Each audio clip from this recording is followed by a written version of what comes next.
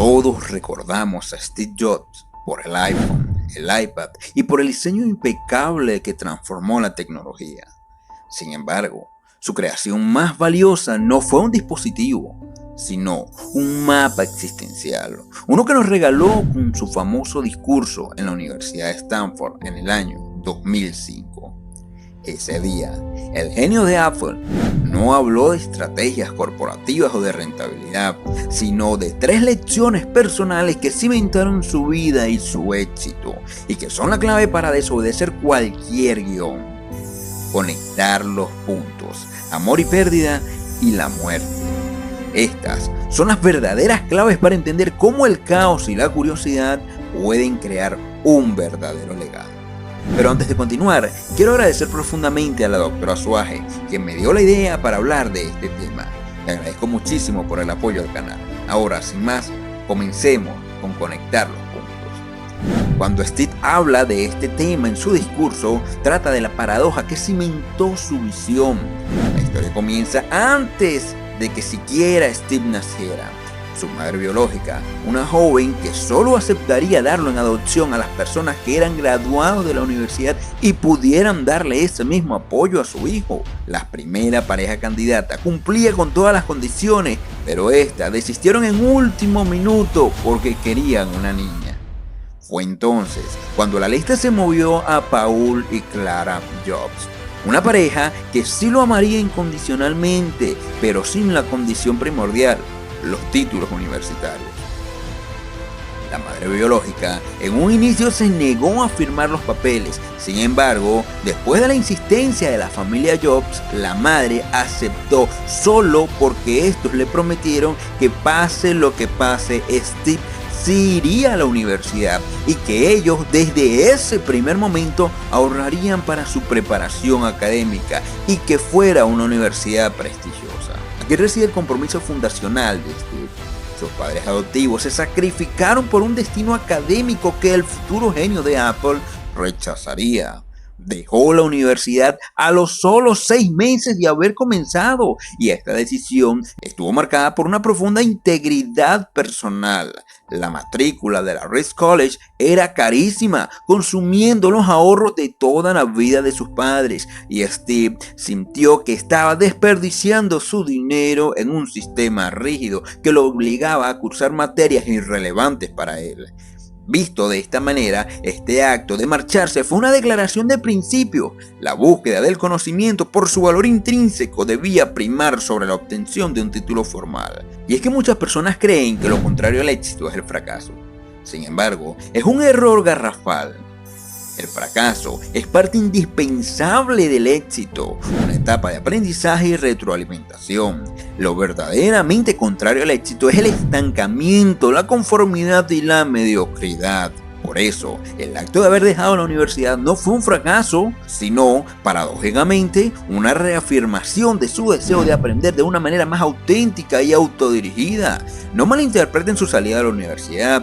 Steve sí quería estudiar y sí quería aprender, solo que aún no estaba bien definido qué y cómo. Recuerda que para ese momento tenía 16 años. De hecho, tras abandonar oficialmente la universidad, siguió deambulando por el campus durante 18 meses más, durmiendo en el suelo de las habitaciones de sus amigos, recogiendo las latas para comer y, crucialmente, asistiendo como oyente a las clases que le interesaban de verdad. Steve lo expresaría perfectamente en su famoso discurso.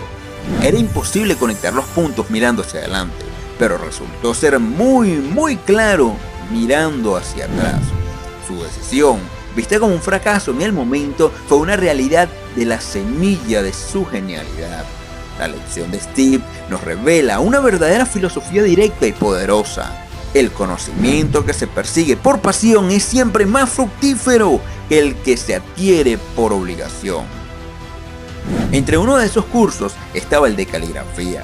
Cualquiera lo consideraría como un capricho artístico sin relevancia práctica en el mundo de la tecnología de los años 70. Sin embargo, en esa clase, Steve aprendió sobre las tipografías, sobre el espacio variable y el arte que hace grande una fuente. Cuando una década después diseñaba la Macintosh, recordó la belleza de esa caligrafía. Él, y solo él, decidió que una computadora personal no debía ser una caja tonta de textos verdes, sino un lienzo con tipografías bellas y proporcionales. Este acto fue revolucionario, elevando la estética y la experiencia de usuario a nivel de prioridad antes reservada solamente para ingenieros de programación. Steve nos enseña a confiar en el instinto, porque la gran diferencia de su carrera fue su capacidad de honrar su curiosidad y permitir que sus intereses dispares se desarrollaran sin un propósito aparente. La lección es un manifiesto de lo que podría ser la fe, la confianza radical, el instinto, el destino o lo que Rhonda Byrne describía en su libro El secreto sobre la ley de la atracción. Sin embargo, esta confianza no fue pasividad, sino una licencia para la acción. La visión retrospectiva solo tiene valor si los puntos, es decir, si las experiencias y los conocimientos se generan a través de la práctica, como bien lo señaló el filósofo griego Platón. El que aprende y no practica lo que sabe es como el que ara y no siembra. Steve entendió esto de una manera muy profunda. Su mensaje sugiere que cada experiencia, por trivial o errática que parezca, es un punto esencial que se unirá a otros para formar el camino de nuestra vida. Pero ese punto debe ser una acción concreta que sea sembrado y sobre todo que sea cosechado. El éxito de Steve no fue el resultado de un plan lineal o de una simple especulación intelectual, sino de honrar su curiosidad y de la convicción de que los puntos de alguna manera se conectarán en el futuro, siempre y cuando existan puntos creados por la acción. Su genio radicó que no solo sabía, sino que hacía, forzando la conexión entre lo sutilmente bello como la caligrafía y lo brutalmente funcional como las computadoras. Cuando los grandes tecnológicos solo veían computadoras gigantescas arrojando datos militares o científicos, Steve vio un asistente, pero en casa. Cuando nadie se imaginaba interactuando con una computadora, él creó la interfaz gráfica y el ratón, puntos que conectó a partir de una visita al centro de investigación de Xerox PARC. Steve no competía, él definía el campo de juego. Si la primera lección de Steve es la fe en la conexión retrospectiva de los puntos, el iPhone es su manifestación máxima, porque este dispositivo no fue la invención de una sola idea, fue la conexión magistral de puntos que existían aparentemente aislados, como la caligrafía, el iPod, Net y Macintosh. Todo esto combinado nos dio el iPhone, demostrándose con esto que este dispositivo no es solo un teléfono, es la prueba viviente de que Steve vivía bajo su primera y más grande verdad. Si sigues tu corazón y tu curiosidad, tus puntos se conectarán de una manera espectacular y singular, creando una belleza y funcionalidad que nadie más podía haber anticipado. El segundo tema que Steve tocó en su discurso ese día fue sobre el amor y la pérdida. Este capítulo de su vida no es solo una historia corporativa, es un manual sobre la resiliencia del espíritu creativo frente al dolor. Steve era el arquetipo del visionario, un arquitecto obsesionado con la belleza del diseño, pero su genio era un arma de doble filo. Su intensidad gerencial y su búsqueda implacable de la perfección a menudo chocaban contra el muro de la rentabilidad, recordando el legendario desafío con John Sculley, el líder corporativo que Steve en su momento contrató para que lo ayudara a impulsar aún más a Apple, y lo convenció diciéndole lo siguiente: ¿quieres vender agua azucarada durante el resto de tu vida o vienes conmigo a cambiar el mundo? Esta frase encapsula la pureza de su amor por la creación, sobre la codicia del comercio, pero el amor en un entorno corporativo frío no siempre es suficiente. La fricción con Sculley se intensificaron cuando la Macintosh no cumplió con las expectativas de venta, y entonces llegó el golpe. La junta directiva priorizó la caja sobre la visión. Se colocaron del lado de Sculley y Steve fue despojado de sus funciones en el año de 1985. Él lo llamó tiempo después como un gran golpe, la traición de su propia creación. Esta experiencia es nuestra gran metáfora de la derrota. Y es que, ¿cuántas veces nos hemos sentido arrojados al abismo por una desilusión, un despido o una ruptura abrupta de nuestra zona de confort? Steve, un hombre de vasta fortuna a sus 30 años, sintió que su carrera había terminado.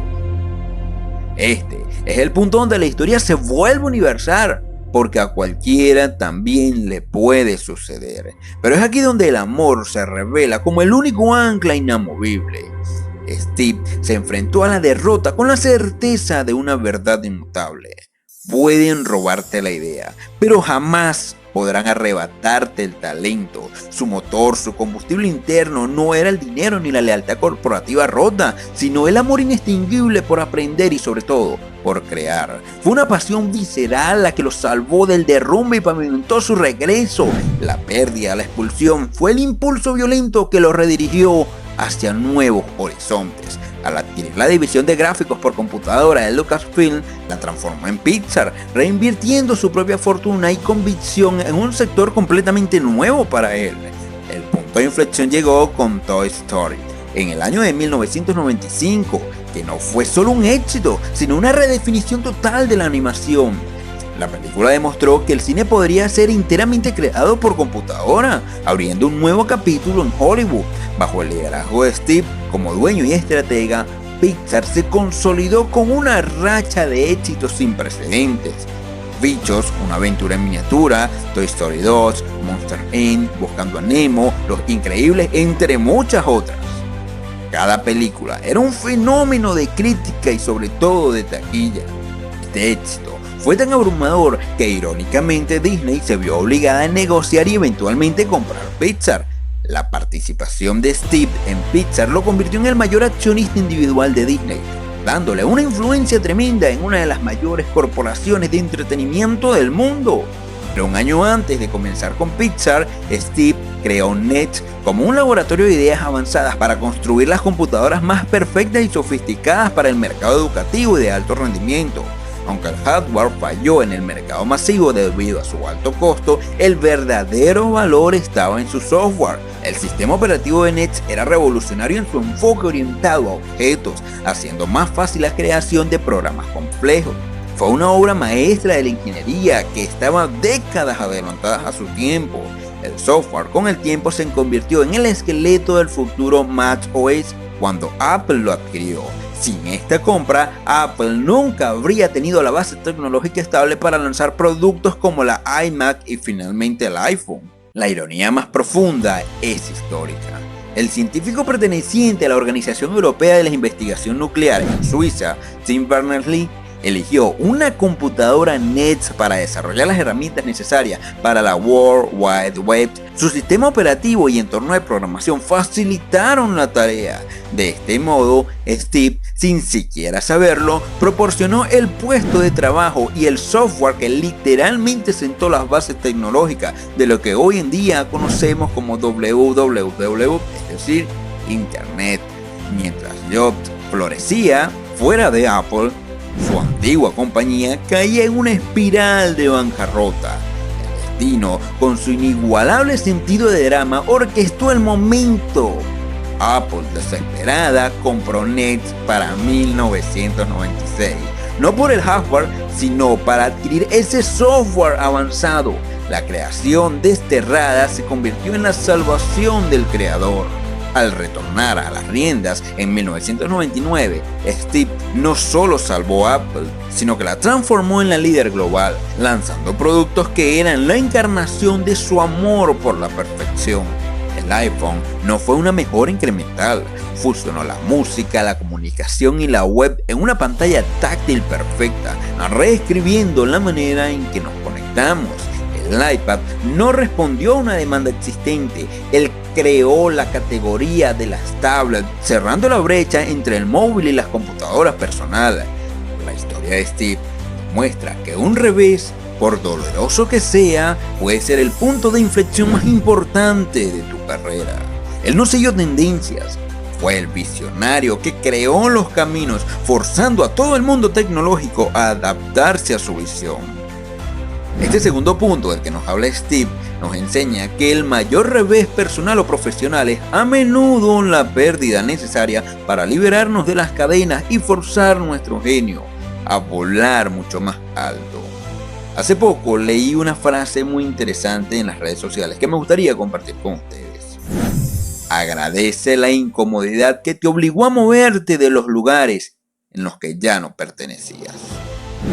El amor por lo que haces y tu aprendizaje es tu única posesión que nadie nunca podrá despedir.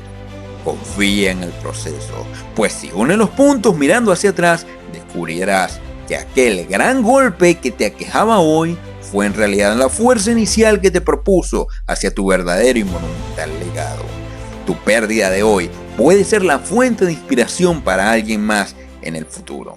El tercer punto, Steve planteó la muerte no como un destino trágico, sino como la herramienta mental más eficaz para desmantelar las barreras de la duda y la inacción. Al contemplar la certeza de que el tiempo es limitado, la perspectiva cambia radicalmente.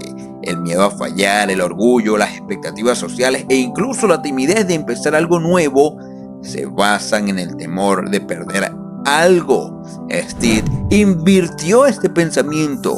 Recordar que vas a morir es la mejor manera que conozco para evitar la trampa de pensar que tienes algo que perder. Ya estás desnudo. Esta desnudez existencial es liberadora. Si no tienes nada que perder, no hay razón para no seguir lo que dicta tu verdadero propósito.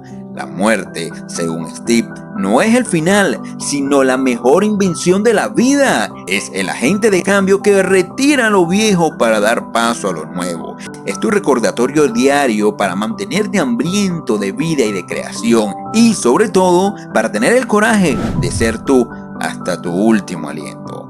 Esta conciencia de finitud se traduce en un orden de acciones directas y urgentes para todos, especialmente para los jóvenes. Su tiempo es limitado, así que no lo pierdas viviendo la vida de otra persona. Esto es un rechazo a la inercia, a elegir carreras o vidas basándose en los deseos de los padres, las presiones sociales o las modas del momento. Steve nos enseñó que la curiosidad que hoy parece irrelevante será el punto que conecta a tu gran invención de mañana. Que el dolor de la pérdida es solo la fuerza que te propulsa a crear algo mucho más grande y que la conciencia de la muerte es el antídoto contra la inacción. Si hoy te sientes estancado o tienes miedo de lanzar tu idea, Steve deja un mensaje también para ti, y es que ya estás desnudo. El único riesgo real es el arrepentimiento de vivir la vida de otra persona o de silenciar tu voz interior por el miedo a fallar. Tu corazón y tu intuición ya saben qué camino seguir. No permitas que el ruido de las opiniones ajenas silencien esa verdad.